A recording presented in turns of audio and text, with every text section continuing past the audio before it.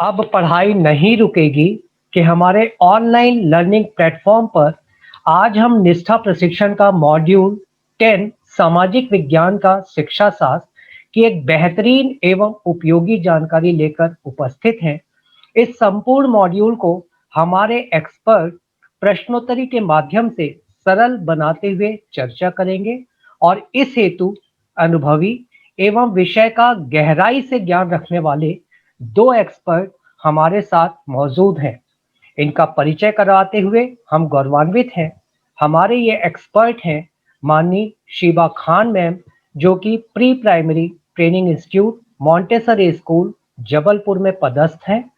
साथ ही इस चर्चा में हमारे दूसरे एक्सपर्ट माननीय अनुराधा गर्ग मैम हैं, जो कि शासकीय एकीकृत माध्यमिक विद्यालय गोविंदगंज जबलपुर में पदस्थ है। आप दोनों का वंदन, हार्दिक अभिनंदन। साथ ही उपस्थित सभी जिज्ञासु शिक्षकों का भी भावभीना स्वागत है। अब पढ़ाई नहीं रुकेगी कि हमारे इस स्लोगन के साथ आइए मॉड्यूल 10 सामाजिक विज्ञान का शिक्षा शास्त्र पर हम अपनी चर्चा प्रारंभ करें। और इस चर्चा में मेरा पहला प्रश्न शीबा जी से है कि सामाजिक विज्ञान का शिक्षा शास्त्र पर आधारित निष्ठा का यह मॉड्यूल 10 इसका प्रशिक्षण प्राप्त कर आप अपने आप को किन बातों में सक्षम पाते हैं? Hello everyone. इससे पहले हम पर्यावरण अध्ययन के पेडागोजी के लिए मिले थे, तो आज हम बात करने जा रहे हैं सामाजिक विज्ञान के पेडागोजी के बारे में। तो चूंकि पर्यावरण अध्ययन में हमने प्राइमरी से रिलेटेड गतिविधियां और उसके सीखने के प्रतिफल इनसे रिलेटेड बातें की थी, आज हम उच्च प्राथमिक स्तर पे जो सामाजिक विज्ञान के सब्जेक्ट्स हैं, इतिहास, भूगोल, सामाजिक और राजनीतिक जीवन, इसके जो उद्देश्य है इस मॉड्यूल का, तो उसमें इससे रिलेटेड जो महत्वपूर्ण विषय है उसका वर्णन हम जानेंगे इसमें। फिर जो सीखने की प्रस्तावित क्रियाएं हैं, उसके साथ जो सीखने के प्रतिफल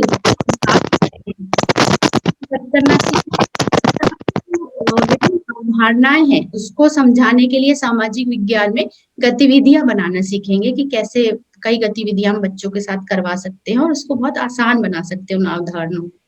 फिर लर्निंग मटेरियल जो है, टीचिंग लर्निंग मटेरियल, शिक्षक अधिगम सामग्री के रूप में ग्लोब का जो है अक्षांश और देशांतरों को प्रदर्शित करने और समझाने के लिए हम बहुत अच्छा उपयोग इसमें सीखेंगे। और इसके अलावा इतिहास के रूप में जो हमारा अतीत है, उसको समझने के लिए विभिन्न प्रकार के स्रोतों का उदाहरण कैसे दिया जाता है, वो हम सीखेंगे। साथ ही विभिन्न व्यवसायों को समझने के लिए चित्र और बच्चों के चित्र बनाने के कौशल का उपयोग जानेंगे हम। और साथ ही अंत विषय मुद्दों पर चर्चा के लिए एक मॉक संसद का संचालन करने का एक गतिविधि छोटी सी हम देखेंगे कि कैसे कराया जा सकता है।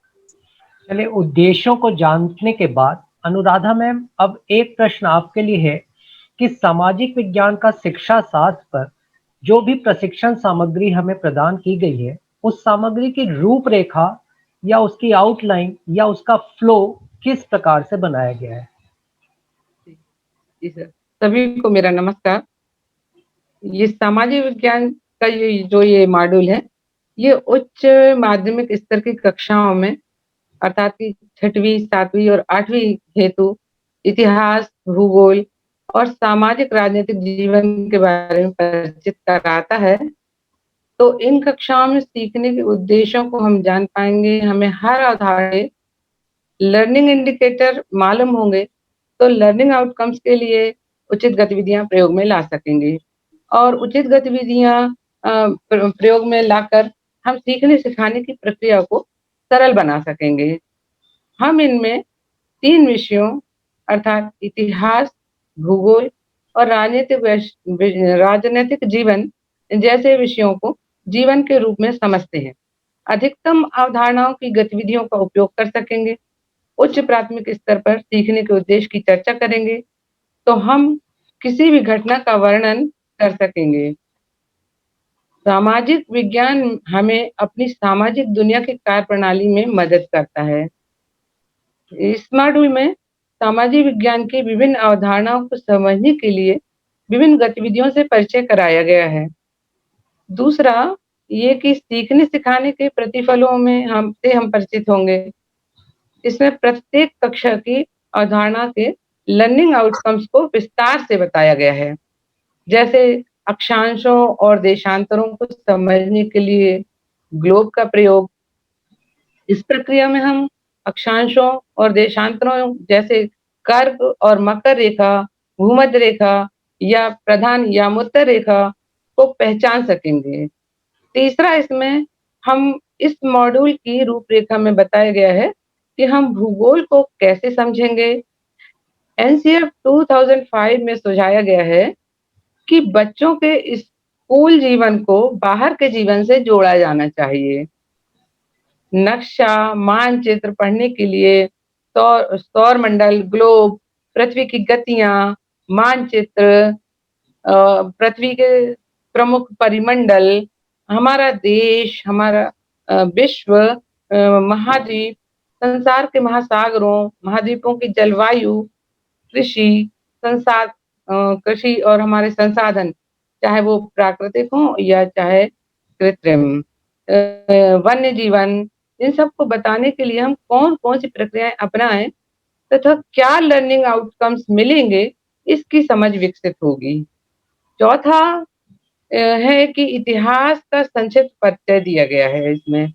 इस मॉड्यूल में हम इतिहास को इस तरह से समझ सकते हैं कि ये एक मानव जीवन की एक यात्रा है, जो लोगों के जीवन, शासन प्रबंध, अर्थव्यवस्था, समाज तथा उनकी मान्यताओं जैसे और उनकी कला, उनके शिल्प आदि का ज्ञान प्राप्त कराता है। जैसे 6वीं कक्षा में आदि मानव, 7वीं में मध्यकाल का ज्ञान है और 8वीं में आधुनिक काल का वर्णन इतिहास में हम प्राप्त करते हैं। इसी तरह से सामाजिक राजनैतिक जीवन का संक्षिप्त परिचय भी इसमें शामिल है। इससे इस विषय में विविधता की समझ सरकार, पंचायती राज, ग्रामीण, शहरी क्षेत्र आदि का जैसी अवधारणाएँ इसमें हमें बताई गई हैं। अभी हम इस मॉड्यूल का उद्देश्य, रूपरेखा, ये सारी चीजें हमने जान ली। तो आगे बढ़ते हुए शिवा जी, अगर विषय के रूप में सामाजिक विज्ञान की बात की जाए, तो सामाजिक विज्ञान एक विषय के रूप में आपको सबसे महत्वपूर्ण भूमिका क्या लगती है? साथ ही कक्षा 8 के अंत तक बच्चों से इस विषय में पाठ्यचर्या संबंधी अपेक्षाएं क्या रखी गई हैं? ये आपसे जानना है। हाँ, उच्च प्राथमिक स्तर पर सामाजिक विज्ञान जो विषय है, उसके प्रमुख उद्देश्य यही है कि आसपास में जो घटनाएं हो रही हैं बच्चों के, तो उसको विस्तार से समझना, क्योंकि प्राइमरी लेवल में हम देखते हैं कि उसको बहुत ज्यादा विस्तार से नहीं बताया जाता है। तो उच्च प्राथमिक स्तर में ये थोड़ा सा वृहद रूप ले लेता है। तो इसमें अपेक्षा की जाती है कि इस विषय के अंतर्गत बच्चों को विभिन्न क्षेत्रों और संस्कृतियों में रहने वाले लोगों और उनकी सामाजिक रीतियों से परिचित कराया जाए। तो इससे क्या होगा, सामाजिक विज्ञान के इस टाइप के जो हम एजुकेशन देंगे, उससे कुछ मानवीय मूल बच्चों में जो है वो जागृत होंगे, जैसे कि करुणा, सहानुभूति, विश्वास, शांति, सहयोग, सामाजिक न्याय, पर्यावरण संरक्षण। तो ये सब मानवीय जो मूल्य हैं, उनके प्रति उनमें संवेदना जागृत होगी।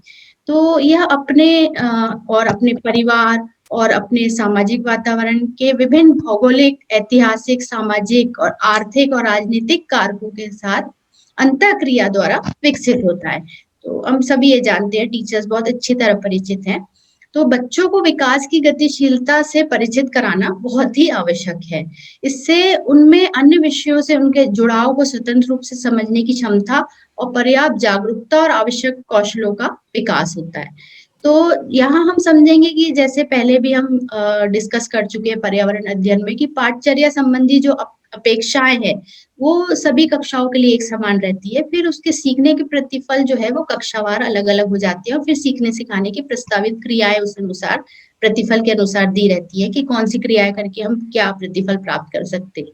तो इसमें हम पाठ्यचर्या संबंधी अपेक्षाओं की अगर बात करें जो हमें कक्षा 6वीं, 7वीं और 8वीं के अंत तक बच्चे जो है जिन अपेक्षाओं को पूरा करने में समर्थ हैं, तो उनमें सबसे पहले है उन तरीकों को पहचानना जिनके द्वारा राजनीतिक, सामाजिक और आर्थिक मुद्दे और उनके दैनिक जीवन को समय-समय पर वो प्रभावित करते हैं। फिर दूसरा पृथ्वी को एक अ, आवास के रूप में समझना, उसमें मानव और जीवों के लिए वो एक आवास है। जिस तरीके से हम अपने घर को कितने अच्छे से सँभाल के सुरक्षित रखते हैं, प्रदूषण से फ्री रखना चाहते हैं और मतलब उसमें सुकून महसूस होता है। तो हम उस पृथ्वी को भी उसी तरीके से अगर महसूस कर पाएँ, तो ये भावना हमें बच्चों में जगाना आवश्यक है। फिर अपने स्वयं के क्षेत्र से परिचित होना और साथ ही विभिन्न प्रदेशों, चाहे वो स्थानीय हो, स्थानीय से लेके भूमंडलीय तक, सभी की पारस्परिक निर्भरता को समझना बच्चों के लिए बहुत ही आवश्यक है। फिर संसाधनों के स्थानीय वितरण और उनके संरक्षण को समझना भी ज़रूरी है। फिर भारतीय इतिहास जो है वो विभिन्न कालों में बँटा हुआ है, तो उसके ऐतिहासिक विकास को समझेंगे और फिर इतिहासकार कैसे अध्ययन करते हैं? क्या उनके पास प्रूफ रहते हैं, चाहे वो पुरानी इमारतें हों, मुद्रा हो या जो भी उनके पास प्रूफ रहते हैं, उसके आधार पे कैसे समझते हैं, तो इसे समझना बच्चों के लिए बहुत अनिवार्य है। फिर एक स्थान या क्षेत्र ले लें अगर हम, तो उसके विकास का दूसरे से संबंध स्थापित करते हुए ऐतिहासिक विविधता को कैसे समझेंगे, तो इस पे भी बच्चों का जो है नॉलेज होना बहुत ज़रूरी है। इसके बाद है भारतीय संविधान जो बहुत इम्पोर्टेंट है बच्चों को समझना, तो उसके मूल्य दैनिक जीवन में उसके महत्व को सिर्फ समझना ही नहीं, इवन उनको आत्मसात भी करना, ये आवश्यक है। फिर भारतीय लोकतंत्र और उनकी संस्थाओं एवं संघीय, प्रांतीय और स्थानीय स्तर की प्रक्रियाओं के प्रति समझ उनकी विकसित करना अनिवार्य है। फिर इसके अलावा छोटी आस-पास की बातें जैसे परिवार, बाज़ार, सरकार जैसी संस्कृति, सामाजिक, आर्थिक भूमिका से परिचित होना ज़रूरी है। और फिर लास्ट है कि राजनीतिक, सामाजिक और सांस्कृतिक और पर्यावरणीय प्रक्रियाओं में समाज के विभिन्न वर्गों के योगदान को भी पहचानना बहुत अनिवार्य है। तो इन अगर हम पाठ्यचर्या की जो अपेक्षाएँ हैं इनको लेके अगर प्रक्रियाएँ बच्चों के साथ करते हैं कक्षावार, तो हम बच्चों के जो एलो है, सीखने के प्रतिफल प्राप्त करने में बहुत ही आसानी होगी। शिवा जी, आप अपनी चर्चा में प्रक्रिया, प्रतिफल ये सब बातें कर रही थी। तो ये बात तो निश्चित है कि प्रत्येक कक्षाओं में सीखने सिखाने की विभिन्न प्रक्रिया अपनाकर ही सीखने के प्रतिफलों की प्राप्ति की जा सकती है। तो इसी सीक्वेंस में अनुराधा जी, आपसे प्रश्न है कि क्या आप 8वीं हेतु कुछ ऐसी प्रस्तावित प्रक्रियाएं तथा उनके सीखने के प्रतिफलों के बारे में चर्चा करना चाहेंगी? जी सर। सामाजिक विज्ञान विषय का प्रमुख उद्देश्य अपने आसपास होने वाली विभिन्न घटनाओं को विस्तार से समझाना है। 8वीं कक्षा का जो पूरा पाठ्यक्रम है वो 3 खंडों में विभाजित है। प्रथम तिमाही, द्वितीय तिमाही, तृतीय तिमाही। प्रथम तिमाही की प्रथम इकाई इतिहास से रिलेटेड है। इसी तरह से द्वितीय तिमाही की भी प्रथम इकाई इतिहास से संबंधित है और तृतीय तिमाही भी उसका भी पहला यूनिट जो है वो इतिहास का है। तो हम इसमें जब कुछ बच्चों को जो सिखाते हैं, चाहे वो इतिहास हो, चाहे वो नागरिक शास्त्र हो, चाहे वो सामाजिक और राजनीतिक जीवन से जुड़ी बातों का विषय हो, तो हमारे पास कुछ प्रक्रियाएँ सामाजिक विज्ञान के लिए हैं, जिन्हें करके हम हर पाठ को, हर अवधारणा को बहुत ही आसान बना सकते हैं और ग्राह्य बना सकते हैं। बच्चे जब उसमें खुद पार्टिसिपेट करेंगे और खुद करके सीखेंगे, तो वो बहुत ही उनके लिए दीर्घकाल तक याद रखने वाले विषय होगा।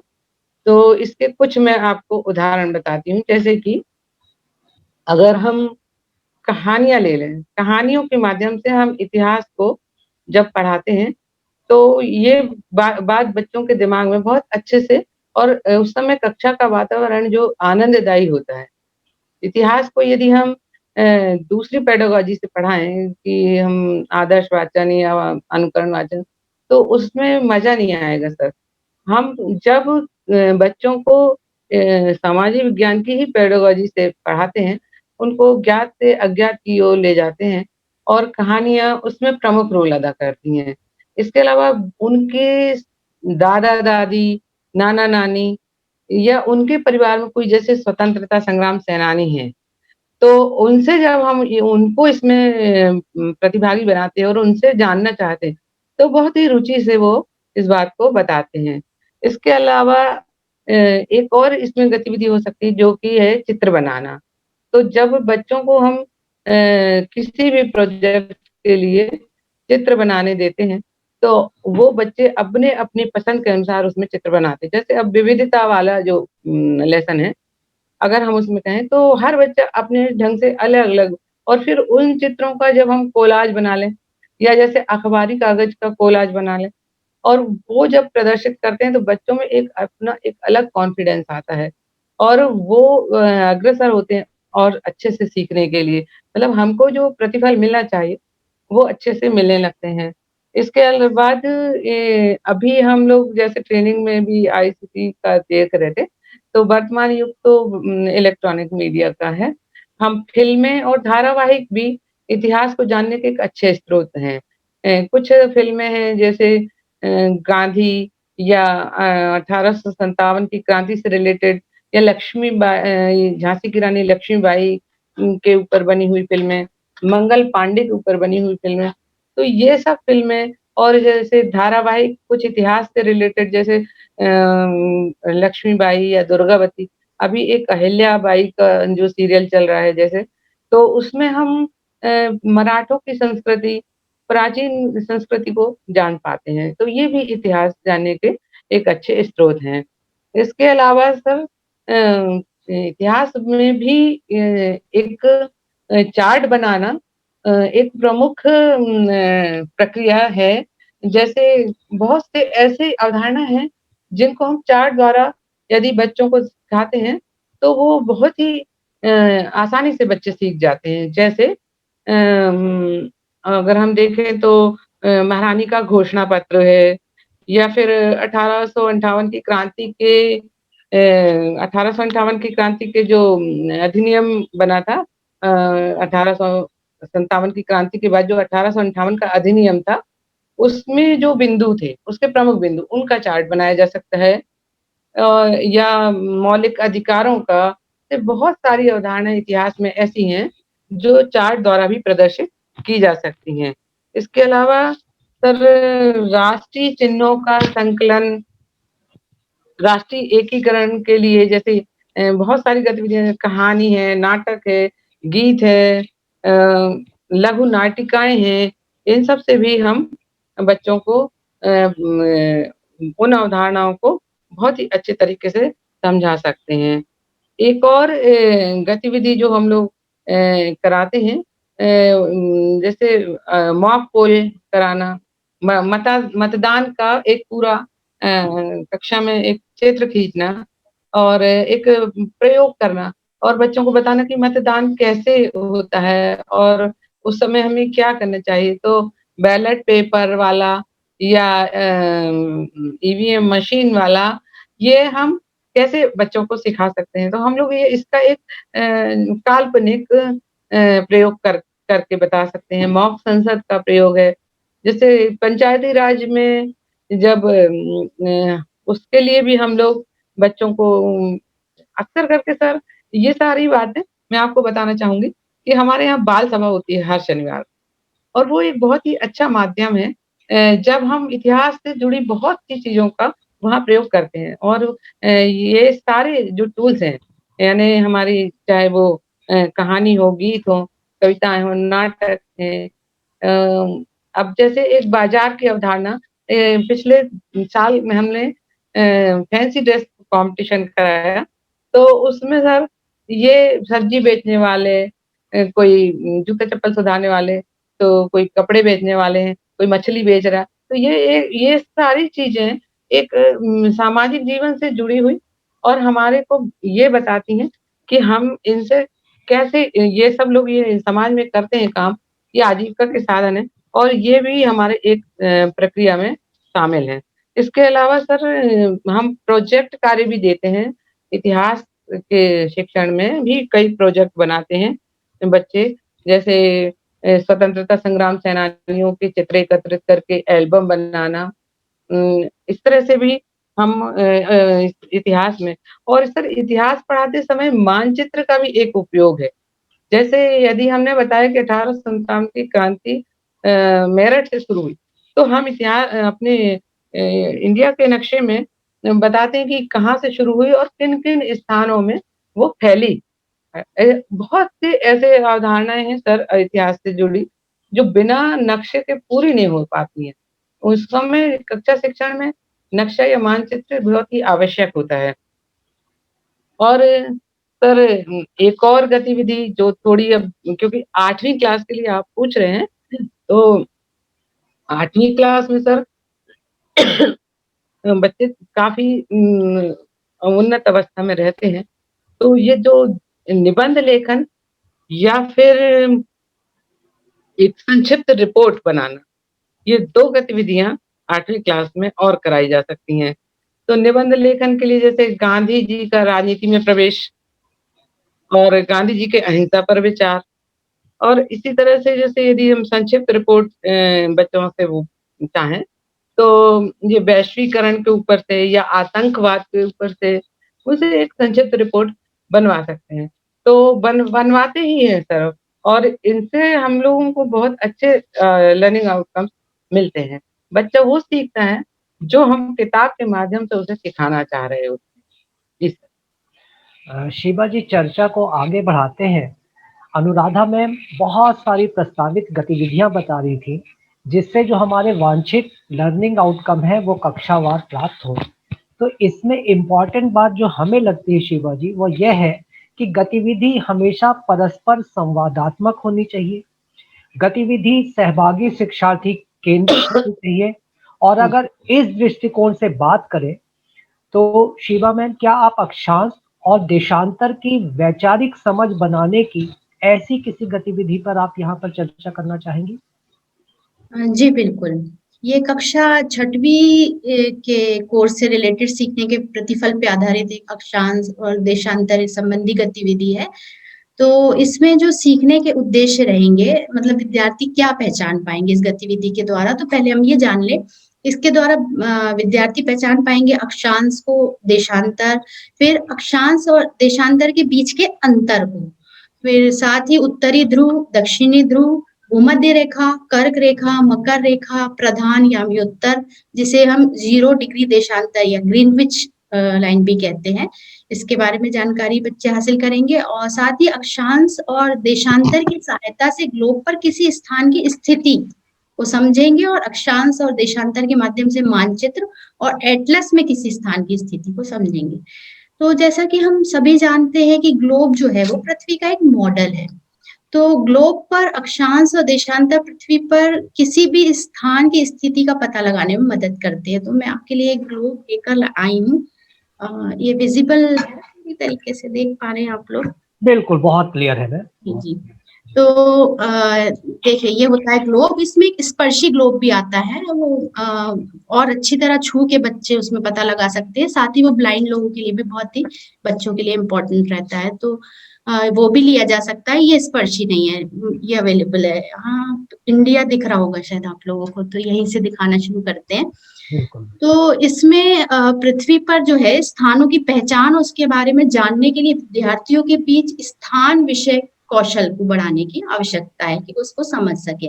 अब विद्यार्थियों को ग्लोब व मानचित्र पर अक्षांश और देशांतर की पहचान कराने के लिए कई शैक्षणिक तरीके अपनाए जा सकते हैं। तो बस शर्त यह है कि उनको बार बार अवसर दिए जाना चाहिए। ये ना हो कि शिक्षक स्वयं ही उनको बताता जा रहा है, तो उनको टच करने का मौका दिया जाए, उनको उस पे गतिविधि करने का, उस पे सर्च करने के लिए विभिन्न मौके दिए जा सकते हैं, है ना? तो अब देखिए, सबसे पहले आपको क्या आवश्यक है कि बच्चों को ये देखिए कि हम उनकी क्या-क्या कौशल उसमें से विकसित हो सकते हैं, क्योंकि साथ साथ हमारे मूल्यांकन भी चलेगा। तो उनकी समस्या निवारण कौशल का भी विकास हो इसमें। फिर उपयुक्त प्रश्न, योग्यता के आधार पे वो उपयुक्त प्रश्न कर पाए इससे रिलेटेड। फिर सबसे इम्पोर्टेंट होता है, क्योंकि बच्चे क्या होते हैं, वो सब्जेक्ट से अलग भागने लगते हैं, तो ये देखना जरूरी है कि वो सही प्रश्न कर पा रहे हैं कि नहीं, फिर अवधारणा से जुड़ पा रहे हैं कि नहीं, फिर उनमें जिज्ञासा उत्पन्न हो पा रही है कि नहीं, ये सब भी देखना जरूरी है। तो इसके लिए सबसे पहले ये ना हो कि हम उनके सामने ग्लोब ला के रख दें। सबसे पहले उनको अगर हम पृथ्वी का पहले चित्र दिखाएं, और अगर उनसे पूछे कि अंतरिक्ष से मतलब आजकल तो टीवी में और इवन मोबाइल में या बहुत सारे जगह पे पृथ्वी की तस्वीर उन्होंने देखी है कि नहीं, कि ऊपर से कैसे दिखता है, पहले इस पे अगर वो बात करें, डिस्कशन करें, तो फिर ज्यादा अच्छा है। उसके बाद विद्यार्थियों को ग्लोब से परिचित कराया जाए कि ये एक मॉडल है उसका, ठीक है। इसमें जो पृथ्वी को हम वैसे तो देख नहीं सकते हर कोई अंतरिक्ष से जाके, तो हम एक मॉडल के रूप में आप इस पे वर्कआउट करेंगे। तो विद्यार्थियों को इसके लिए सबसे पहले छोटे छोटे समूह बनाएं, और प्रत्येक समूह को ग्लोब को छूने और महसूस करने के लिए प्रोत्साहित करें। अगर स्पर्शी ग्लोब है तो और अच्छी तरह, अदरवाइज ये भी है तो उसको देखें और महसूस करें कि किस किस्म का होता है। फिर ग्लोब पे जो विभिन्न स्थानों, रेखाओं और रंगों पर वो हाथ रखकर उस पर चिंतन करें, और इसके लिए हाँ, शिक्षकों का क्या कर्तव्य है कि उसके लिए उनको प्रेरित करें। फिर विद्यार्थी आपस में अपने अनुभवों को साझा करेंगे। तो इसके लिए एक शिक्षक चाहे तो कार्ड का एक सेट बना ले, और उसमें भारत पे अगर बात कर रहे हैं तो भारत की, या विश्व पे बात कर रहे हैं तो बहुत सारे स्थानों के नाम लिखें, और लकी ड्रॉ के माध्यम से इसमें जो स्थान निकलेगा तो उसका ग्लोब पर या मानचित्र पे अगर काम कर रहे हैं तो वो स्थान का पता लगाएंगे कि वो स्थान कहाँ दिखाई दे रहा है। मान लीजिए एक सरल सा भारत की ही बात कर रहे हैं कि भारत इसमें ग्लोब में कहाँ दिखाई दे रहा है, तो बच्चे उसमें ढूंढ के बताएं कि भारत कहाँ दिखाई दे रहा है। फिर कागज पर उनके जो अवलोकन है उसको लिखें, और फिर कुछ ऐसे बिंदु हैं जिनके आधार पर विद्यार्थियों का शिक्षक आकलन कर सकते हैं। जैसे ग्लोब पर दिखाई गई महत्वपूर्ण विशेषताओं की पहचान करने में विद्यार्थी क्या प्रयास कर रहे हैं। अब हो सकता है शुरुआत में वो बहुत अच्छा नहीं प्रेजेंट कर पाए, बहुत अच्छे उत्तर नहीं दे पाए, तो वहाँ शिक्षक को आवश्यक है कि वो उसको सहयोग करे। तो लेकिन उनके प्रयास बहुत महत्वपूर्ण है। अगर बच्चा प्रयास कर रहा है, इसका मतलब है उसको समझने का उसमें कम से कम जिज्ञासा आ रही है, और उसको चिंतन कर पा रहा है, उसको कुछ समझ पा रहा है। साथ ही अगर हमने ग्रुप बनाया है, जैसे कि अभी मैंने कहा था कि छोटे छोटे ग्रुप बनाए जाए, तो उसमें वो लोग सहयोग और सहानुभूति और जानकारी को साझा कर रहे हैं कि नहीं, ये भी इम्पोर्टेंट है, ये देखना। फिर इसके बाद समावेशी, जैसे मैंने बताया था समावेशी शिक्षा है, तो स्पर्शी ग्लोब का भी उपयोग किया जा सकता है, तो वो छू के पता लगा सकते हैं। तो ग्रुप में उन लोग को शामिल किया जाए, विकलांग बच्चों को भी शामिल किया जाए, ताकि साथ में वो भी साझा करें। अब बच्चे जो है आपस में चर्चा करते हैं ग्लोब को देख के। देखिए किस प्रकार की चर्चा हो सकती है कि अगर ग्लोब पृथ्वी का एक मॉडल है, तो हम ग्लोब पे कहाँ रहते हैं। तो जैसे कि ये मॉड्यूल में बताया गया था कि ज्यादातर जो उत्तर रहते हैं वो ये रहते हैं कि बच्चे कहते हैं कि हम अंदर रहते हैं पृथ्वी के। तो मोस्ट ऑफ द बच्चे जो हैं वो कंफ्यूज रहते हैं। तो यहाँ पर शिक्षक, या हो सकता है कोई और विद्यार्थी उसको जानकारी हो कि नहीं हम सतह पे रहते हैं, उसको गुरुत्वाकर्षण की शायद नॉलेज तो बता पाए, या शिक्षक उनको क्लियर कर सकते हैं कि हम सतह पे रहते हैं और क्यों रहते हैं, क्योंकि गुरुत्वाकर्षण कहाँ। यहाँ थोड़ा सा अन्य विषय को भी शामिल किया जा सकता है, विज्ञान का थोड़ा सा नॉलेज देते हुए।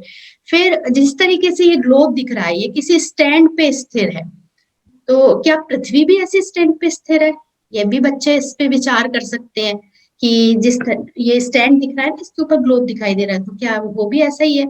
फिर ज्यादातर इसमें कौन सा कलर दिखाई दे रहा है, ब्लू कलर दिखाई दे रहा है, तो ब्लू कलर क्यों ज्यादा दिखाई दे रहा है। तो यहाँ वो आपस में भी चर्चा करेंगे। जब उनको उत्तर नहीं मिलेगा या उत्तर देने का प्रयास कर रहे हैं, पहले पूरा उनको चांस दिया जाए, फिर शिक्षक उनके उत्तरों को क्लियर कर सकते हैं कि हम सतह पर रहते हैं, अंदर नहीं रहते। फिर ये जो है ये उत्तरी और दक्षिणी ध्रुव है, ठीक है। इसमें जो ये दिखाई दे रहा है, ये पॉइंट दिखाई दे रहा है, ये एक अक्ष है, इसमें ये दिखाई दे रहा है, वास्तव में पृथ्वी में दिखाई नहीं देता है। इस दूरी को अक्ष रेखा कहा जाता है, और इसी के सहारे ग्लोब जो है वो ये देखिए झुका हुआ सा दिख रहा है। तो ये बच्चों को हम बता सकते हैं। फिर अक्ष के दोनों ओर उत्तरी दक्षिणी ध्रुव है, इसके बारे में बता सकते हैं। और ये सब काल्पनिक रेखाएं, अक्ष रेखा, ये सब जो है काल्पनिक रेखा है। अब ग्लोब भी एक जगह स्थिर नहीं है, इसे घुमाया जा सकता है। ये देखिए, हम पूर्व से पश्चिम में भी घुमा सकते हैं और पश्चिम से पूर्व में भी घुमा सकते हैं, लेकिन बच्चों को ये बताना होगा कि पृथ्वी को हम ऐसे दोनों साइड नहीं घुमा सकते, वो केवल पश्चिम से पूर्व की ओर घूमती है। ये टीचर को क्लियर करना जरूरी है। फिर ग्लोब पर पानी और भूमि को देखने के लिए कौन से रंगों का प्रयोग किया जाता है, तो वहां पे उनको क्लियर हो जाएगा कि जितना नीला हिस्सा है वो ज्यादातर पानी है, इसलिए इसमें नीला ज्यादा है, क्योंकि हमारे पृथ्वी में पानी अधिक है। अब बच्चे और भी कई प्रश्न कर सकते हैं, या हम उनको और सरल प्रश्न दे सकते हैं कि हमारा देश ग्लोब पर कहाँ स्थित है, बच्चे बता सकते हैं कहाँ। ग्लोब में इतनी ऊर्ध्वाधर रेखाएं, मेरे ख्याल में इसमें थोड़ा शायद आपको दिख रहा हो कि ऊर्ध्वाधर रेखाएं दिख रही हैं और कुछ क्षितिज रेखाएं दिख रही हैं, तो ये इतनी सारी क्यों हैं? फिर क्या ये सही में भूमि पे बनी हुई है कि ये सिर्फ इसमें ग्लोब में दिखाई दे रही हैं? और ग्लोब पर दिशाओं को कैसे खोजा जा सकता है? ग्लोब पर अक्षांश और देशांतर क्यों बनाए जाते हैं? फिर अक्षांशों की तुलना में देशांतर अधिक है, वो क्यों है? तो इस तरह के प्रश्न उनको करने के लिए हम प्रेरित भी कर सकते हैं। फिर शिक्षक ग्लोब के बारे में अधिक से अधिक जानने के लिए संसाधन और अवसर प्रदान करेगा। एक ये सोचे कि एक ही क्लास में ही हो जाए, ऐसा नहीं, कई बार चांस देना होगा उनको। फिर धागे या टेप से इसको नाप के बता सकते हैं देशांतर रेखाओं को कि किस तरीके से ये एक ही बराबर होती है। अब अगर हम बात करें मान लीजिए अक्षांश की, तो ये आप देख सकते हैं इसमें जो आड़ी रेखाएं बनी हुई हैं, ये अक्षांश की रेखाएं हैं। ये ग्लोब पर उत्तरी और दक्षिणी ध्रुवों को मिलाने पर किसी भी रेखा के साथ अपनी उंगलियों को अगर हम उत्तर से दक्षिण की ओर ले जाएं, तो ये जो मध्य बिंदु पहुंचता है, इसके मध्य बिंदु में जो पहुंचता है, तो वो एक क्षैतिज रेखा है। ये उत्तर से दक्षिणी ध्रुव को मिलाने में एक जो मध्य बिंदु है, इसमें थोड़ी सी गाढ़ी है लाइन, आई होप आप लोग को नजर आ रही होगी। इसे भूमध्य रेखा कहते हैं। तो ये भूमध्य रेखा दो हिस्सों में बांटता है इस ग्लोब को। एक उसको ऊपरी जो ध्रुव है उसको उत्तरी ध्रुव कहते हैं, और नीचे का जो ध्रुव है उसको उत्तरी गोलार्ध कहते हैं, और इसका नीचे जो है भूमध्य रेखा के नीचे, इसे दक्षिणी गोलार्ध कहते हैं। और भूमध्य रेखा को 0 डिग्री अक्षांश भी कहा जाता है। तो अब बच्चों से पूछा जा सकता है कि आपने ग्लोब पर अक्षांशों को की अन्य रेखाएं देखी हैं क्या? अब ये तो भूमध्य रेखा हो गई, इसके अलावा अन्य रेखाएं आपको दिखाई दे रही हैं क्या? तो बच्चे स्वयं सर्च करें और उसमें देखेंगे कि वो कितने उत्तर में भी है, दक्षिण में भी है, कितनी है, ऊपर नीचे, उसमें कोई खास अंतर है या सेम डिस्टेंस पे है। फिर 90 डिग्री उत्तर, 90 डिग्री दक्षिण, इसको जो है वो बिंदु से दिखाया गया है, इस पे डिस्कशन किया जा सकता है। फिर उन्हें बताया जाएगा कि अक्षांश रेखाओं को समानांतर अक्षांश रेखाएं भी कहते हैं, वो क्योंकि वो एक दूसरे के समानांतर होती हैं और एक दूसरे को कभी भी छूती नहीं है।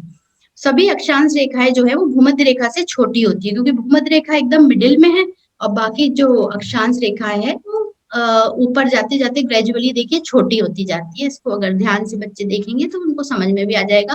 फिर साथ ही उनको कर्क रेखा और मकर रेखा के बारे में बताना होगा कि उत्तरी गोलार्ध में जो 23.5 डिग्री पे है वो कर्क रेखा है, और दक्षिणी गोलार्ध में 23.5 डिग्री पर मकर रेखा है। तो इसमें ये देखेंगे कि भारत के यहाँ से ये कर्क रेखा यहाँ से गुजर भी रही है, तो बच्चों को ये दिखाया जा सकता है। और बच्चों से इससे रिलेटेड फिर प्रश्न पूछ सकते हैं कि कर्क रेखा से होके कौन कौन से देश, कर्क रेखा कौन कौन से देश से होकर जाती है, मकर रेखा कौन कौन से देश से होकर जाती है। फिर भूमध्य रेखा के उत्तर और दक्षिण में स्थित कोई 2 स्थानों के नाम बताओ, तो बच्चे आसानी से बता सकते हैं कि उत्तरी गोलार्ध में ये हमारा भारत है, दक्षिणी गोलार्ध में ऑस्ट्रेलिया दिखाई दे रहा है। तो बच्चे इनका उत्तर दे सकते हैं। इसके बाद अक्षांश के बाद जैसे हमने कहा था कि अब हम देशांतर की बात करेंगे, तो विद्यार्थियों को उत्तर से दक्षिण की ओर जो रेखाएं जा रही है उसका निरीक्षण करने को प्रोत्साहित करेंगे और उनसे कहेंगे कि देखिए उत्तरी से दक्षिणी ध्रुव तक कौन कौन सी रेखाएं जा रही हैं। इन जो जा रही हैं उनको देशांतर रेखा कहते हैं। उसके जो शब्द है उससे परिचित किया जाएगा। फिर धागे की सहायता से नाप के बताया जाएगा कि ये सारी जो देशांतर रेखाएं हैं ये सब इक्वल हैं, और अक्षांश और देशांतर की लंबाई की तुलना भी इनसे करवाई जाएगी कि इनमें से कौन-सी बड़ी है। तो इस तरह की गतिविधि उनसे करवाई जा सकती है। फिर ये बच्चे इससे पता लगाएँगे और उनको समझ में आएगा कि अक्षांशों के विपरीत ये रेखाएँ समान लंबाई की होती हैं, जबकि अक्षांश में क्या होता है, मध्य रेखा सबसे बड़ी होती है, बाकी रेखाएँ जो है वो ग्रेजुअली छोटी होती जाती है, लेकिन देशांतर रेखाएँ सब बराबर होती है और इसमें बीच में एक होती है 0 डिग्री पर जिसे हम यामयोत्तर यानी कि इंग्लिश में ग्रीनविच कहते हैं। ये इंग्लैंड के ग्रीनविच शहर से होती हुई जाती है, इसलिए इसका नाम ग्रीनविच पड़ गया है। तो इसके बारे में उनसे डिस्कशन करेंगे। फिर उन्हें ये बता सकते हैं कि ये यामयोत्तर के पूर्वी साइड भी 180 है डिग्री के हैं और पश्चिमी साइड भी 180 डिग्री के देशांतर है। इस तरीके से टोटल 360 डिग्री यामयोत्तर रेखाएं जो है इसमें ग्लोब में दिखाई देती हैं। तो अब बच्चों से ये प्रश्न किया जा सकता है कि ग्लोब पर जो ग्रीनविच रेखा है उसका पता लगाएं कि वो कहाँ पर है और इस रेखा पे स्थित किसी भी स्थान का नाम बताएं। तो वो बच्चे जब देखेंगे तो उनको पता चलेगा कि इस रेखा से होकर कौन-कौन से शहर जा रहे हैं, कौन-कौन से देश जा रहे हैं, जैसे इंग्लैंड है, स्पेन है, घाना है, फ्रांस है, तो इनमें बच्चे सर्च कर सकते हैं कि इस रेखा से होके कौन-कौन से देश जा रहे हैं। फिर 180 देशांतर जो बिल्कुल 0 डिग्री से अपोज़िट डायरेक्शन में रहेगा, तो 180 देशांतर पे स्थित किसी स्थान के नाम बताएँ। तो बच्चे इससे प्रेरित होंगे और ग्लोब के बारे में जानने में और समझने में और इस तरह की गतिविधि करने से उन्हें बहुत आसानी से समझ में आ जाएगा कि अक्षांश क्या है, देशांतर क्या है, ग्लोब का क्या उपयोग है, इनके रंगों का क्या महत्व है और ये अक्ष का क्या महत्व है, ये वास्तव है कि नहीं इसमें। ये भी उनको बताया जाए कि अक्षांश और देशांतर रेखाएँ ये काल्पनिक है, ये वास्तव में दिखाई नहीं देती, ये हमें सिर्फ़ ग्लोब पे दिखाई देती हैं। तो इसमें ये जो कटी हुई एक-दूसरे से दिखाई देंगी, तो इस पे बहुत सारी बातें और भी एक्टिविटीज़ कराई जा सकती है। टीचर अपनी सुविधा के अनुसार बहुत सारी एक्टिविटी इसमें करवा सकते हैं। भूगोल की एक गतिविधि की चर्चा शिवा जी कर रही थी जो कि सबसे इम्पोर्टेंट एप्लीकेशनल पार्ट है भूगोल का।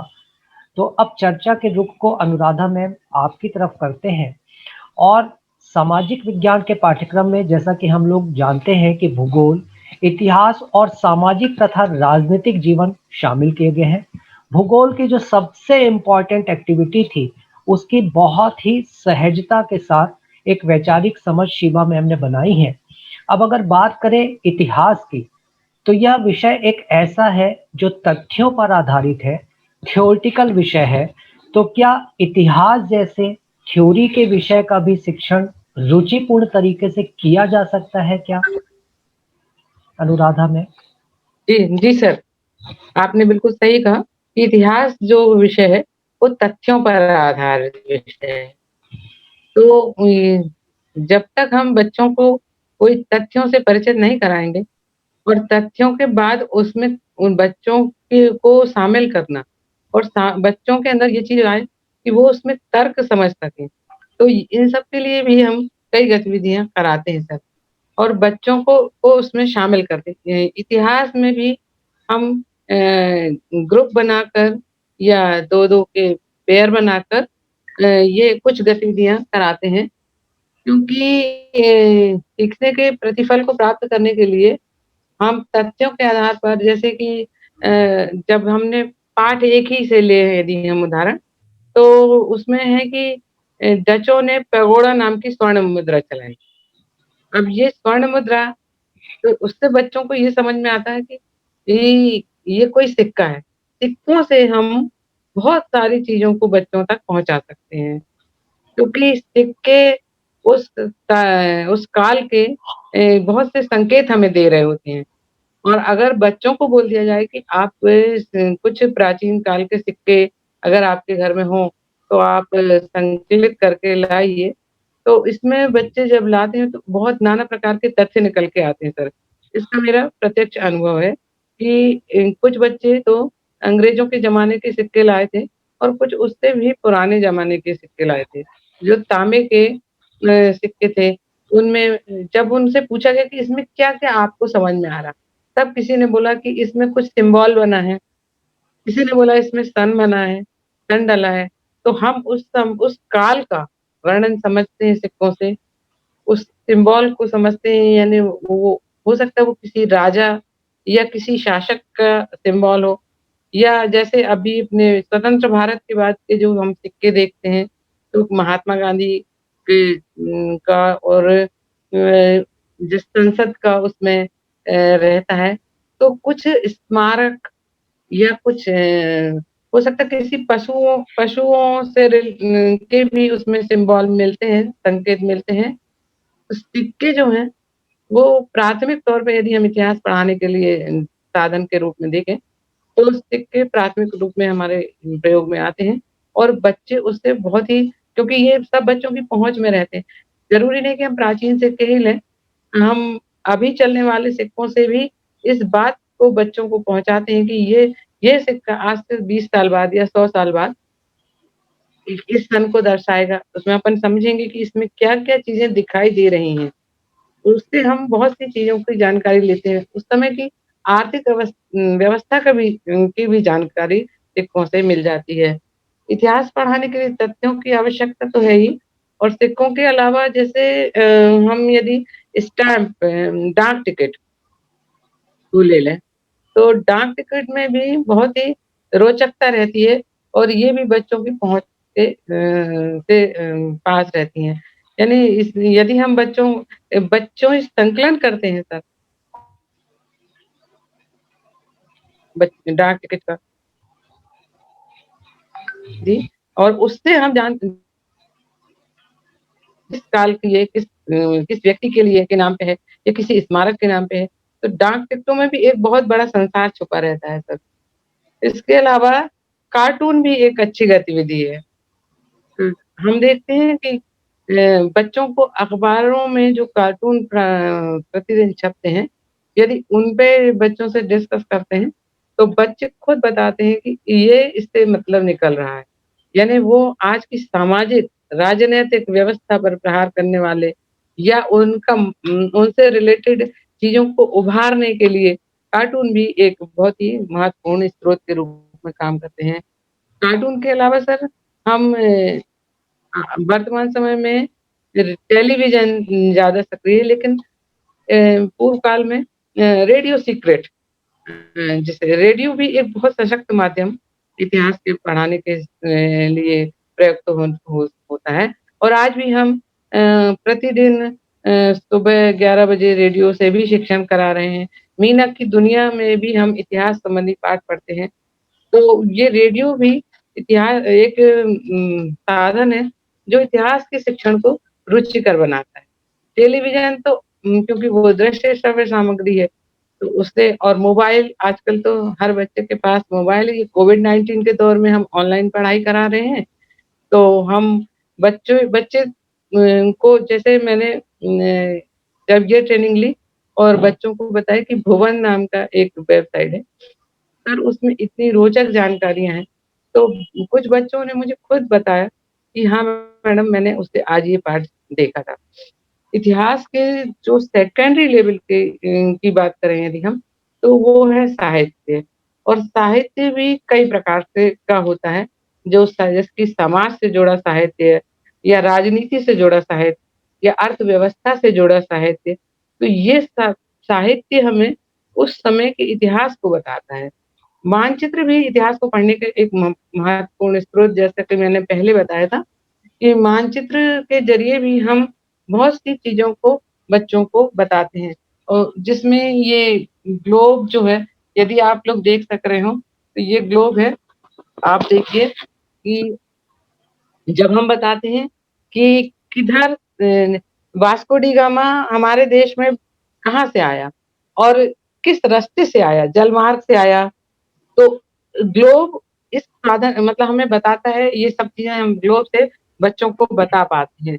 जो कि इतिहास का विषय है दरअसल। विदेशी विदेशी यात्रियों का आगमन, विदेशी कंपनियों का आगमन, ये सब हम उसमें भी ग्लोब का प्रयोग करते हैं। इसके अलावा सर, अगर हम देखें तो मानचित्र, जैसा मैंने पहले बताया था कि हमें यदि बताना है, ये जैसे 1857 की क्रांति के बारे में हमने चर्चा की कि कहाँ से शुरू हुई, कहाँ-कहाँ फैली। अगर हम बच्चों को बताएँ कि उस समय जब अंग्रेज हमारे देश में थे, तो कौन-कौन से विद्रोह हुए और कहाँ-कहाँ हुए। ब्रिटिश प्रशासन की नीतियों को के विरोध में जो-जो विद्रोह हुए, जैसे बेल्लोर विद्रोह हुआ, तो वो कहाँ हुआ? मानचित्र से यदि हम बताते हैं, तो एकदम स्पष्ट हो जाता है कि हम देख ये आप देख सकते हैं यदि शायद संभवतः दिख रहा होगा, बिल्कुल। तो हम एकदम स्पष्ट बता सकते हैं कि कहाँ कौन-कौन सी जगह पे बेल्लोर विद्रोह है। जैसे सन्यासी विद्रोह, तो सबसे पहले बंगाल में शुरू हुआ, जिसका आनंद मठ पुस्तक में उल्लेख मिलता है। तो हम बच्चों को बताएँगे कि वेस्ट बंगाल में यहाँ सन्यासी विद्रोह शुरू हुआ था। तो अब कभी ये कल्पना कोई नहीं कर सकता कि क्या सन्यासी भी विद्रोह कर सकते हैं। लेकिन ये हमें उल्लेख मिला, ये पुस्तक में उल्लेख मिला, ये साहित्य से हम समझे। आनंदमठ नाम की पुस्तक से हमने इस बात को समझा कि बंगाल में जितने साधु सन्यासी थे, उन्होंने विद्रोह किया। इसी तरह से अगर छोटा नागपुर का इलाका, यहाँ जो विद्रोह हुए, पूरे भारत में लगभग उस समय अंग्रेजों की नीतियों के लिए विरोध हुए थे, तो हम इसमें मानचित्र का बहुत योगदान रहता है सर। इतिहास के शिक्षण में मानचित्र को हम कहाँ-कहाँ उपयोग कर सकते हैं। तो और इसके अलावा सर एक और अच्छा मटेरियल है कि जब हम बच्चों से बोलते हैं कि वो खुद से इस किसी भी घटना के क्रम को का वर्णन करें। अपने ढंग से वर्णन करें।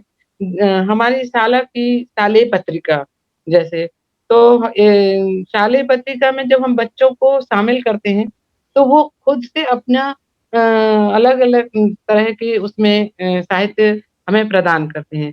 और जब वो 4 साल बाद उस पत्रिका को देखते हैं, तो वो इतिहास बन चुका होता है और वो समझते हैं कि हमने ये चीज़ की है। जैसे एक छोटा-सा उदाहरण मैं अपने स्कूल का यहाँ देना चाहूँगी सर, कि हम लोगों ने पालक शिक्षक संघ के माध्यम से भूतपूर्व छात्र परिषद बनानी चाहिए। तो जब हम लोग ने पुराने अभिलेख खोजे, तो हमें उसमें ऐसे-ऐसे व्यक्तियों के नाम मिले, जो जबलपुर शहर के बहुत ही मशहूर व्यक्ति थे, गणमान्य व्यक्ति, स्वतंत्रता संग्राम सेनानी, कुछ पार्षद, कुछ विधायक और कुछ राज्यसभा सदस्य। जब हम लोगों ने देखा कि सर उसमें भूतपूर्व राज्यसभा सदस्य श्रीमती रत्ना कुमारी देवी उसमें का नाम में आया। अटल बिहारी वाजपेयी जी के जो पीए थे ब्रजेश मिश्र जी, तो उनका वो हमारी शाला से पढ़े। तो ये सब इतिहास जब बच्चों को ये सब काम सौंपा गया और ये समझाया गया तो ये चीज़ उनमें एक रुचि लाती सर इतिहास पढ़ने के लिए। ये चीज़ें हमें रुचिपूर्ण बनाती हैं। अभी लॉकडाउन का समय चल रहा है जैसे कोविड-19 के समय में बच्चों से अभी हम ऑनलाइन ही पढ़ाई कर रहे हैं, लेकिन जिस दिन लॉकडाउन हुआ था, उस दिन से लेके 15 दिन की गतिविधियाँ जब बच्चों ने बताई, अब वो समझ में आ रहा है कि ये आज से 20 साल बाद ये समय इतिहास बन जाएगा। तो ये चीज़ें प्रैक्टिकल करके इतिहास को सर रोचक बनाया जा सकता है सर। अनुराधा मैम की चर्चा से इतिहास तो काफ़ी रोचक विषय लगने ही लगा। जब अपने स्कूली समय की बात करें शिवा जी, तो हम लोग भूगोल, इतिहास के साथ एक विषय पढ़ते थे नागरिकता या नागरिक शास्त्र। अब आज के परिप्रेक्ष्य में अगर हम सामाजिक विज्ञान की सिलेबस को देखते हैं, तो उसमें सामाजिक एवं राजनीतिक जीवन यह एक नई महत्वपूर्ण वस्तु जुड़ी हुई हमें दिखती है।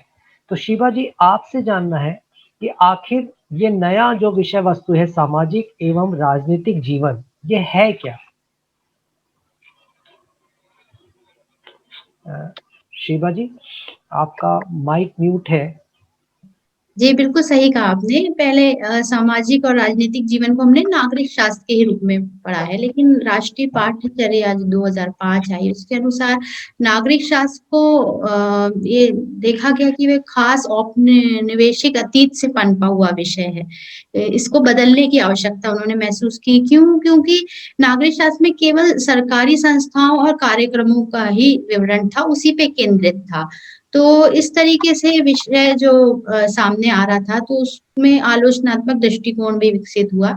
इसलिए एक नया रूप उसका विकसित हुआ, जिसे सामाजिक और राजनीतिक जीवन के नाम से जाना जाता है। इस नए विषय में विषय क्या वही है, उसको थोड़ा-सा और विस्तार पूर्वक कर दिया गया है। वो लिमिटेड था नागरिक शास्त्र, लेकिन इसको थोड़ा और विस्तार में कर दिया गया है, जिसमें सामाजिक, राजनीतिक और आर्थिक जीवन के विभिन्न पहलुओं को सम्मिलित करके उसके दायरे को और ज़्यादा विस्तार किया गया है। सामाजिक और राजनीतिक जीवन की चर्चा चल रही है, तो अनुराधा मैम, एक जी, इस टॉपिक में एक इकाई ऐसी है जो विद्यार्थियों के दैनिक जीवन से संबंधित है, तथा ये इकाई विद्यार्थियों को सभी व्यवसाय के लिए आदर करना सिखाती है। समझ चुकी होंगी आप कि इस इकाई जी, का नाम है आजीविका। जी, अगर इस बारे में अब आपसे प्रश्न ये है कि विद्यार्थियों में मूल्यों को विकसित करने की दृष्टि से महत्वपूर्ण इस इकाई को पढ़ाया कैसे जाए, ताकि विद्यार्थी इसे संवेदना के साथ समझ सके? जी, जी सर, इसके कई माध्यम हो सकते हैं। जैसे पहला माध्यम हो सकता है चित्र दिखाकर, कि हम विभिन्न व्यवसायों के चित्र दिखाएँ अगर, हुँ, और फिर बच्चों से ये पूछते हैं, तो उनका वर्गीकरण बच्चे कर रहे हैं। यहाँ भी हम शिक्षण का वही पेडागोजी अपनाएँ कि 2-2 के पेयर में या समूह में जब हम बच्चों को बाँटते हैं, और उसमें हमें बच्चों के विभिन्न व्यवसायों से, चाहे वो ग्रामीण परिवेश के हों, चाहे वो शहरी परिवेश के हों, जितने भी व्यवसाय, ये एकदम सरल हो जाए जब हम अपने बच्चों के प्रत्येक बच्चे के घर में उनके अभिभावक द्वारा अपनाए गए व्यवसाय की यदि लिस्टिंग करते हैं, तो हमें बहुत से व्यवसायों की सूची प्राप्त हो जाती है। ग्रामीण परिवेश के यदि हम देखें तो टोकरी बनाना, ईंटों के भट्टे, और खेती करना, कपड़े धोना, पशुपालन करना, ये दूध का विक्रय, चाहे वो दुकान खोल के हो या फिर फेरी लगा के हो। फेरी लगा के सब्जी बेचना, फेरी लगा के सामान बेचना या फुटपाथ पे सामान बेचना, ये नाना प्रकार के व्यवसाय हैं, जो ग्रामीण परिवेश में, ये शहरी परिवेश में भी मिलते हैं, आजीविका के साधन हैं लोगों के। और ये हम बच्चों को हर काम के प्रति सम्मान बच्चे सीखें। कोई भी काम हो, उसके प्रति बच्चों के मन में सम्मान होना चाहिए। काम क्यों करना पड़ता है, बच्चे ये समझें कि काम क्यों करना पड़ता है, काम का वितरण और काम का पैटर्न क्या है। यदि हम ग्रामीण परिवेश के कामों व्यवसायों की जब दृष्टिपात करते हैं, तो उसकी तुलना में शहरी परिवेश के जो व्यवसाय हैं, उनमें क्या अंतर मुख्य रूप से है। तो इसका एक तुलनात्मक अध्ययन बच्चों के माध्यम से जब हम कराते हैं, तो बच्चे खुद समझते हैं, और ये जब तक बच्चे इसमें स्वयं नहीं जुड़ते, तब तक ये बात उनकी समझ से दूर रहेगी। तो सबसे आवश्यक है कि हर गतिविधि में बच्चों को जोड़ा जाए, और ये हमें बताया जाए कि जैसे चित्र दिखा के हमने बताया अभी, या बच्चों को प्रैक्टिकल करके कि आप कोई भी एक व्यवसाय लीजिए, उस व्यवसाय को शुरू से आखिरी तक कितने स्टेप हैं उस व्यवसाय में, ये बताइए। जैसे किसी बच्चे ने बोला कि हमारे यहाँ सब्जी बेचने का धंधा है, तो कैसे शुरू होता है, कहाँ से लाते हैं, कहाँ पर बैठते हैं, कहाँ बेचते हैं या फेरी लगाते हैं, कैसे, मतलब उसे रुपयों का अंतर, कितना अंतर आता है, कितने में खरीदा और कितने में बेचा। तो ये सब चीज़ें जब तुलनात्मक अध्ययन बच्चों को सामने आता है, तो वो हर हर काम के प्रति उनका ज्ञान बढ़ता है। इसके अलावा एक लघु सर्वेक्षण या बच्चों के माध्यम से हम एक चार्ट बना के कि भई आपके पास क्या काम है, काम की जगह क्या है, आय कितनी हुई, उस काम के करने से सुरक्षा कितनी है, सुविधाएँ कितनी हैं, रोज़गार या स्वयं का काम किस तरह का काम है। ऐसी तुलना यदि हम ग्रामीण और शहरी परिवेश के व्यवसायों की करते हैं, हम यहाँ देखते हैं कि शहर जो फुटपाथ पे बेचने वाले लोग हैं या बाजार में जो दुकानें लगाते हैं और यहाँ मॉल, शहरी परिवेश में हम देखते हैं तो मॉल की एक अवधारणा समझ में आती है कि यहाँ एक ही स्थान पे सारे प्रकार की दुकानें मिल जाती हैं और इसमें और उनमें अंतर क्या है? तो यहाँ पर किराया देना पड़ता है, यहाँ पर विज्ञापन देना पड़ता है, यहाँ पर जो भी व्यवसाय करेंगे, ये हो सकता है हमने कर्ज लिया हो, उधार लिया हो और उधार देना भी एक व्यवसाय के तौर पे भी ये स्थापित है और बैंक से कर्ज लेना और बैंक के से और दूसरी गतिविधियाँ जो बैंक हमें सुविधाएँ देती है, उनका लाभ उठाना और जो मॉल में हम जो भी व्यवसाय करें, तो उसके लिए हमें आवश्यक होता है कि हम जैसे जिसको बोलते हैं डिलिवरी बॉय रखना, ये सब चीज़ें करना पड़ेंगी। तो इसमें और जो अपने हाट बाज़ार में जो अपन लगाते हैं, उसमें क्या अंतर है? ये तुलना बच्चों के दिमाग में चलती रहेगी। विद्यार्थी सर्वेक्षण करेंगे और सर्वेक्षण के एक भाग के रूप में आँकड़ों का संकलन करेंगे और आँकड़ों को संकलन करके आजीविका के इस टॉपिक को समझने में सहायता मिलेगी। ऐसा मैं समझ अ, चर्चा सामाजिक और राजनीतिक जीवन की चल रही है, तो शिवा जी चर्चा को आपके माध्यम से आगे बढ़ाते हैं कि सामाजिक और राजनीतिक जीवन में विषय को सीखने में मददगार और विषय को वास्तविकता का बोध कराने वाली एक बहुत ही इफेक्टिव गतिविधि है मॉक संसद का मंचन। तो शिवा जी, क्या आप हमें बता सकती हैं कि इस गतिविधि के द्वारा भारत की राजनीतिक व्यवस्था संचालन को कैसे समझा जा सकता है?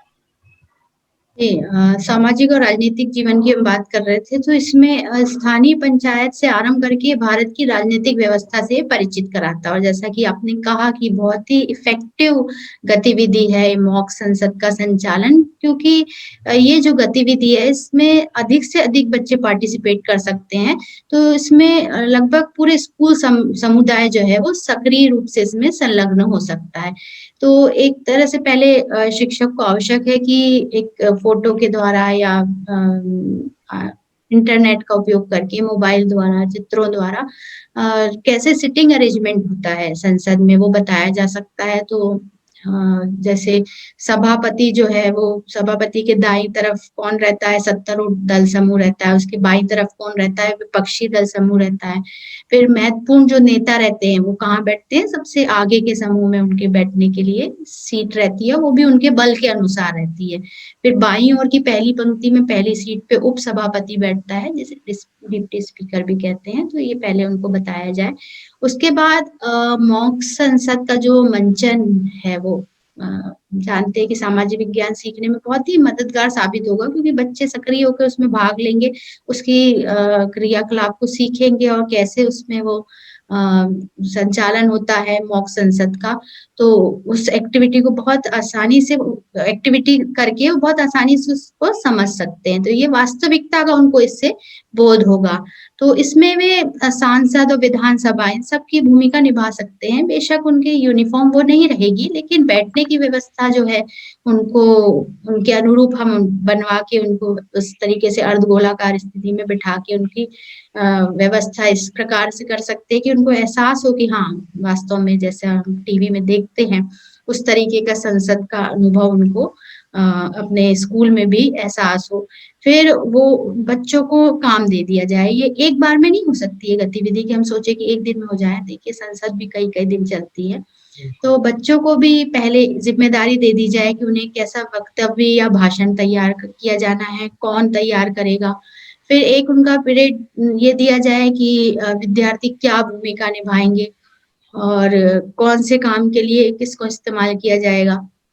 फिर और एक पीरियड लिया जाए जिसमें पूरी गतिविधि का आयोजन करवाया जा सकता है क्योंकि छोटी गतिविधि नहीं है ये, तो इसमें काफ़ी समय लग सकता है। तो इस तरीके से जितना भी पीरियड इसमें लगते हैं, तो इसको करके इसका आयोजन जो है उसकी समझ इनमें विकसित हो कि किस तरीके से आयोजन किया जा रहा है। फिर कुछ प्रश्न उत्तर किस प्रकार के होने चाहिए, शिक्षक को गाइड करना पड़ेगा। फिर किस तरह के मुद्दे और आज अभी जो समकालीन मुद्दे और सरोकार हैं, उस पर विचार करने के लिए शिक्षक को हेल्प करनी पड़ेगी, उनको प्रेरित करना पड़ेगा। शिक्षक उनके साथ चर्चा कर सकते हैं कि कौन-सी समस्या पे बच्चे विचार विमर्श कर सकते हैं। फिर उसका समाधान वो कैसे ढूँढ सकते हैं, उसमें शिक्षक सहयोग करें या घर में माता-पिता या कोई बड़े हों तो वो भी सहयोग कर सकते हैं। तो इसके लिए बच्चे योजना बनाएँगे। फिर इस अभ्यास से शिक्षार्थियों को अपनी राय व्यक्त करने, निर्णय लेने की क्षमता को सुदृढ़ करने और दूसरों के विचारों के प्रति सहयोग और सम्मान विकसित करने और टीम में काम करने को बढ़ावा मिलेगा। तो इसमें इतिहास, भूगोल, अर्थशास्त्र, सामाजिक और राजनीतिक जीवन इन सभी से रिलेटेड मुद्दे लिए जा सकते हैं, उदाहरण के रूप में, जिसमें बच्चे हर टाइप के जो सामाजिक विज्ञान के जो सब्जेक्ट्स हैं, उन सब पे डिस्कशन कर सकते हैं।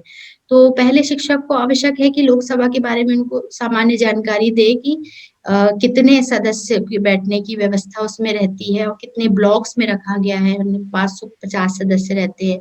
फिर 6 ब्लॉक में सीट्स को रखा जाता है, प्रत्येक में 11 पंक्तियाँ रहती हैं।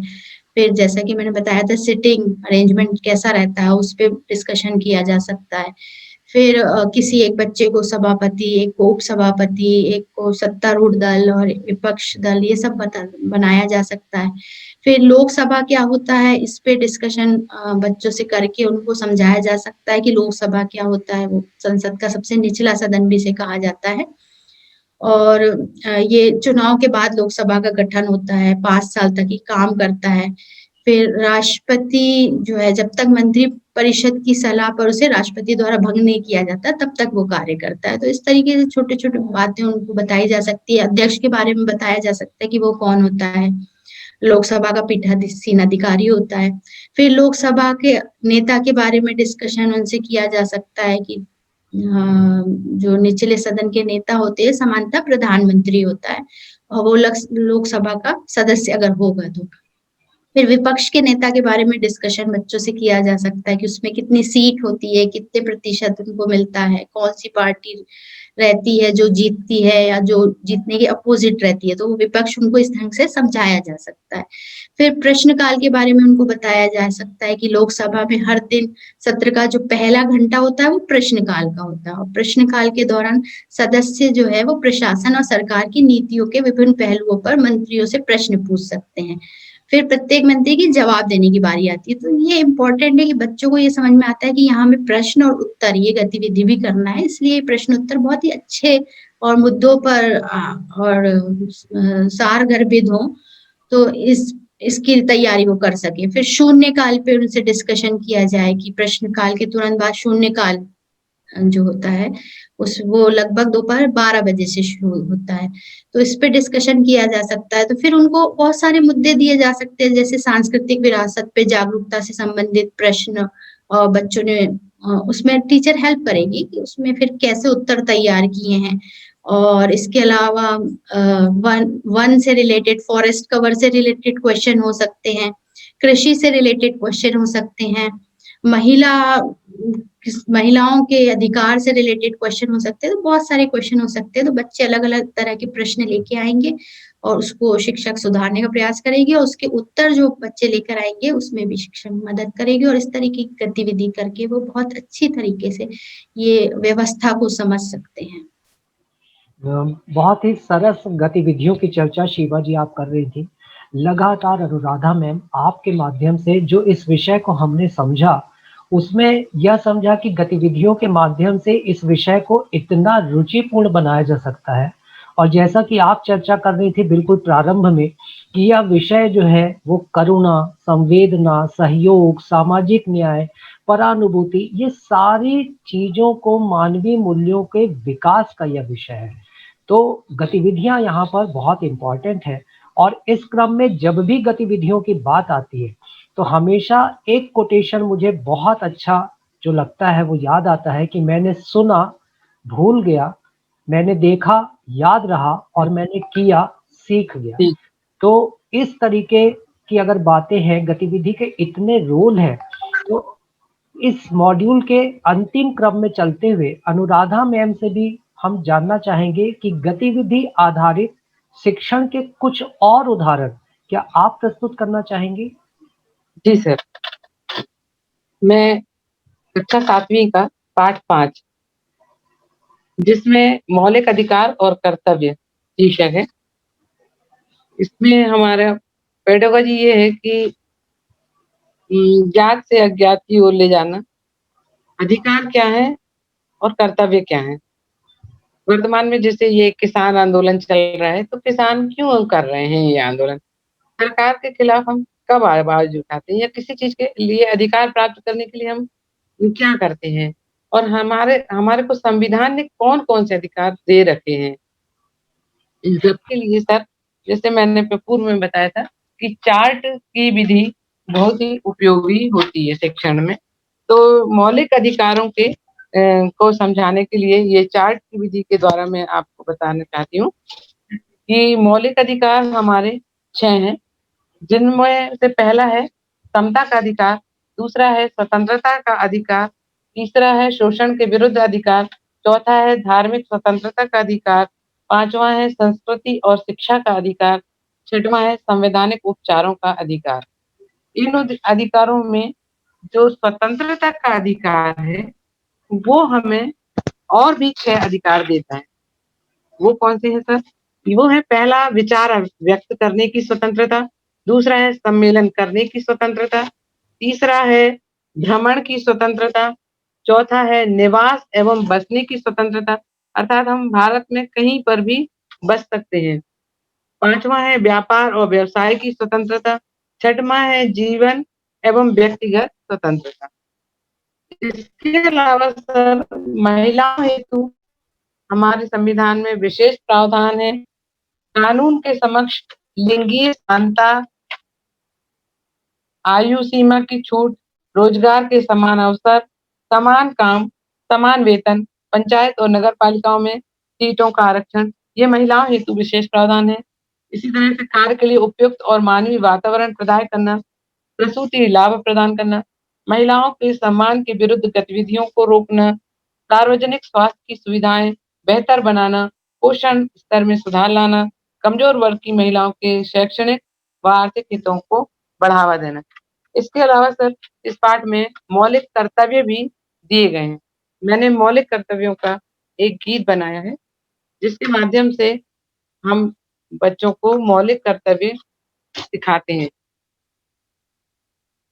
मैं भारत का छोटा बच्चा, एक दिन मैं भी बड़ा बनूंगा, अपने मौलिक कर्तव्यों का सदा ही मैं निर्वाह करूंगा।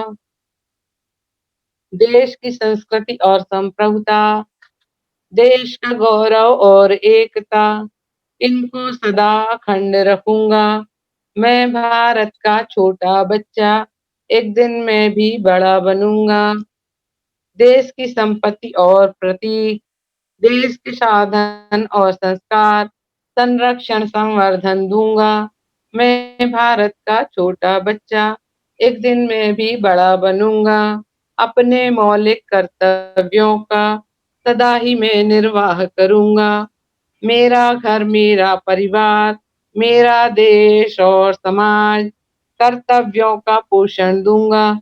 मैं भारत का छोटा बच्चा, एक दिन मैं भी बड़ा बनूंगा। सादा जीवन उच्च विचार, हो वैज्ञानिकता आधार, मानवता की पूजा करूंगा। मैं भारत का छोटा बच्चा, एक दिन मैं भी बड़ा बनूंगा। जाति धर्म के भेद न मानूं, मन क्रम वचन समान ही जानूं, ईमानदारी की राह चलूंगा। मैं भारत का छोटा बच्चा, एक दिन मैं भी बड़ा बनूंगा। अपने मौलिक कर्तव्यों का सदा ही मैं निर्वाह करूंगा। ये मौलिक कर्तव्य का गीत सर हमारे संविधान में वर्णित धारा 54 के अंतर्गत मैंने लिखा था, जो हमारी पाठ्य पुस्तक प्रत्येक पाठ्य पुस्तक के कवर पृष्ठ के पहले पेज पर लिखी हुई है। ये जो इस गीत में को मैंने इसी मौलिक कर्तव्य के आधार से लिखा है। जी। काफ़ी अच्छा गीत प्रस्तुत कर रही थी अनुराधा मैम। चलिए बातचीत के क्रम में अब हम एकदम अंतिम दौर पे यहाँ पर उपस्थित हैं। तो सीमा जी, एक अंतिम प्रश्न आपसे है कि सामाजिक विज्ञान का शिक्षा शास्त्र इस मॉड्यूल को क्या आप हमारे शिक्षक साथियों के सहयोग के लिए इसे सारांशित कर देंगी? जी हाँ, इस मॉड्यूल में बड़े अच्छे से इस पे जो सारांश किया गया है पॉइंट वाइज, मैं उसी को थोड़ा-सा डिस्क्राइब करूँगी। और सबसे पहले उसमें सामाजिक विज्ञान का जो शिक्षण शास्त्र है, उसको क्यों, उसमें सबसे पहले ये क्वेश्चन है कि क्यों पढ़े सामाजिक विज्ञान? तो इसमें बताया गया है कि सामाजिक विज्ञान समय, स्थान और संस्थान के परे तथ्यों, घटनाओं आदि को समझने में प्रारंभिक स्तर पर सामाजिक विज्ञान की प्रासंगिकता, प्राकृतिक और सामाजिक वातावरण के साथ मानवीय क्रिया की समझ विकसित करता है, उसमें मदद करता है। और अक्षांश, देशांतर, स्रोत, आजीविका के साधन और ऐसी बहुत सी अवधारणाओं को समझ को बढ़ावा देने और उसको प्रासंगिक बनाने में मदद करता है, जैसा कि अभी हमने डिस्कस भी किया था इन सारे पॉइंट्स पे। फिर ये जो सामाजिक विज्ञान की पेडागोजी है, ये किस पे आधारित है? तो ये सीखने के फल की प्राप्ति हेतु सहभागिता आधारित है, जैसा कि हमने डिस्कस किया था कि शिक्षार्थी केंद्रित होती है ज्यादातर और संवादात्मक होती है। फिर इसको तैयार करने के क्या तरीके हो सकते हैं? तो इसमें पढ़ने पढ़ाने की सामग्री और प्रिंट और डिजिटल दोनों रूप में हो सकती है। अब इसमें अगर हम देखें कि इसमें कौन-कौन से विषय शामिल हैं, तो शुरुआत में भी बताया गया था और उन पे सब डिस्कशन भी हुआ कि इसमें इतिहास विषय शामिल है, जिसकी गर्ग मैडम ने बड़ी अच्छी गतिविधियाँ भी बताई, इसके बारे में बताया। भूगोल में अक्षांश और देशांतर के बारे में डिस्कशन किया गया। During my conversation I made a mistake, I want to clear it, कि मैंने बताया था कि भूमध्य रेखा जो है वो भारत के उत्तर साइड बता दी थी। तो आई अपोलोजाइज, इट इज दक्षिण में है ये, भारत के हिंद महासागर में। तो और फिर सामाजिक और राजनीतिक जीवन से रिलेटेड मॉक संसद की एक गतिविधि बताई गई। अर्थशास्त्र से भी सामग्री ली गई, जिसमें गर्ग मैडम ने आजीविका से रिलेटेड काफी अच्छे बिंदुओं पे बातचीत की। तो ये जो है ये सामाजिक विज्ञान के विभिन्न विषयों के साथ अन्य विषयों के साथ, अगर विभिन्न विषयों को साथ साथ अन्य विषयों से भी ये संबंधित है, जैसे हमने कहा था कि गुरुत्वाकर्षण कहीं बताने की जरूरत पड़ी थी, तो अन्य विषय को भी इसमें शामिल किया गया। फिर ये क्या विकसित करता है? इसमें आकलन हेतु विभिन्न प्रश्नों को तैयार करने का कौशल विकसित करता है। ये प्रश्न ज्ञान पे आधारित, समझ पे और प्रयोग पे भी आधारित हो सकते हैं। और इसमें किन चीजों को बढ़ावा मिलती है? तो जेंडर, अनुसूचित जाति, जनजाति और हाशिए पर रहने वालों के प्रति संवेदनशीलता हमारे बच्चों में जागृत होती है। फिर समानता, समता, स्वतंत्रता, न्याय, बंधुत्व, गरिमा, बहुलता, शांति और सद्भाव से संबंधित जो मानवीय मूल है, और रचनात्मकता और तार्किक सोच और अपने विचार को व्यक्त कर सकने की कौशल का विकास। चलिए, यहाँ पर हमने मॉड्यूल 10 सामाजिक विज्ञान के शिक्षा शास्त्र पर बहुत ही विस्तार पूर्वक चर्चा की। यह चर्चा शिक्षकों के क्षमता संवर्धन के लिए एक पहल के रूप में राष्ट्रीय मानव विकास संसाधन मंत्रालय द्वारा इनिशिएट किया गया है। बहुत ही ये एक अच्छी पहल है। बहुत ही संवेदना और करुणा के इन विषयों को हमारे जो एक्सपर्ट आते हैं वो उसी फीलिंग के साथ शिक्षकों को समर्पित करने का प्रयास कर रहे हैं। तो आप एक्सपर्ट के यह प्रयास निश्चित ही कृतज्ञता ज्ञापित करने वाले प्रयास हैं, और इस जगह पर हम आप दोनों एक्सपर्ट के लिए माननीय शिवा खान मैम, अनुराधा गर्ग मैम के प्रति अपनी कृतज्ञता ज्ञापित करते हैं कि मैम आपने बहुत ही सार्थक चर्चा के माध्यम से, बहुत ही सहजता के साथ, बहुत ही सरसता के साथ, अपने गीतों के माध्यम से, गतिविधियों के माध्यम से आपने जो मॉड्यूल का विषय सामग्री जो यहाँ पर प्रस्तुत किया है, निश्चित तौर पर वो हमारे शिक्षक साथियों के लिए बहुत ही मददगार साबित होगा। अपने शिक्षक साथियों को यह भी बताते हुए हर्ष है कि अगला जो मॉड्यूल है भाषा का शिक्षा शास्त्र, वो परसों अर्थात 11 तारीख को आपके लिए इसी तरीके से प्रस्तुत किया जाएगा। तो आप इंतजार कीजिए, और इस बीच में आप सभी को बहुत बहुत धन्यवाद, आभार और नमस्कार।